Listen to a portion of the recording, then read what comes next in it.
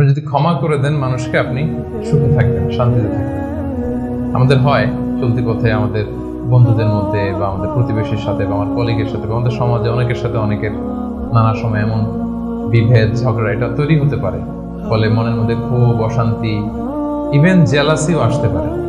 কিন্তু এটা যদি আপনি কারোর প্রতি যদি রাগ, ক্ষোভ এটা পুষে রাখেন, ইট বার্নস ইউর সেলফ ইনসাইড, এটা ভিতরে আপনারা জ্বালাবে।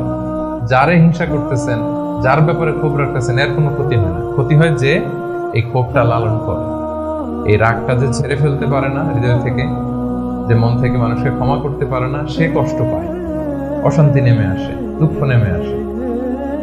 আর যে সিম্পলি ক্ষমা করে দেয় সবাইকে, সে মানে সুখী একটা জীবনযাপন করতে পারে। এবং এটা জরিপেও, গবেষণাতেও দেখা গিয়েছে যে যে অন্যকে সহজে ক্ষমা করে দেয় সে হ্যাপি লাইফ লিড করে। তাহলে 2 নাম্বার কি? ফরগিভনেস, ক্ষমা করে দেয়া। এটা আমরা রাসূল সাল্লাল্লাহু আলাইহি ওয়াসাল্লামের জীবনীতে যদি দেখি, রাসূল সাল্লাল্লাহু আলাইহি ওয়াসাল্লাম কি পরিমাণে যে ক্ষমা করেছেন, তো আপনারা নিজেরাও জানেন যে কত ঘটনা।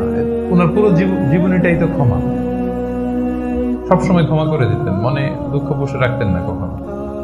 এবং সাহাবাদেরকে বলতেন তোমরা ক্ষমা করে দাও। এক সাহাবী এসে বললেন, ইয়া রাসূলুল্লাহ, আমার তো অনেক কৃতদাস, ওরা শুধু কাজে ভুল করে, ওদেরও কি একটু পানিশমেন্ট দেওয়া উচিত না? রাসূল সাল্লাল্লাহু আলাইহি ওয়াসাল্লাম বলতেন, না। তো কি করবো? ক্ষমা করে দাও। কয়বার করবো? বলেন দিনে প্রতিদিন কমপক্ষে 70 বার। যতবার তুমি আল্লাহর কাছে ক্ষমা চাইবে ততবার ক্ষমা করবে। যতবার আল্লাহর কাছে ক্ষমা পেতে চাও ততবার ক্ষমা করবে। ফিলোসফিটা বুঝতে পারছেন? আমরা আল্লাহর কাছে ক্ষমা চাই, কিন্তু আমরা একে অপরের ক্ষমা করতে পারি না। আল্লাহ তাআলা বলেন যে তুমি ক্ষমা করো, আমি তোমারে ক্ষমা করে দেব।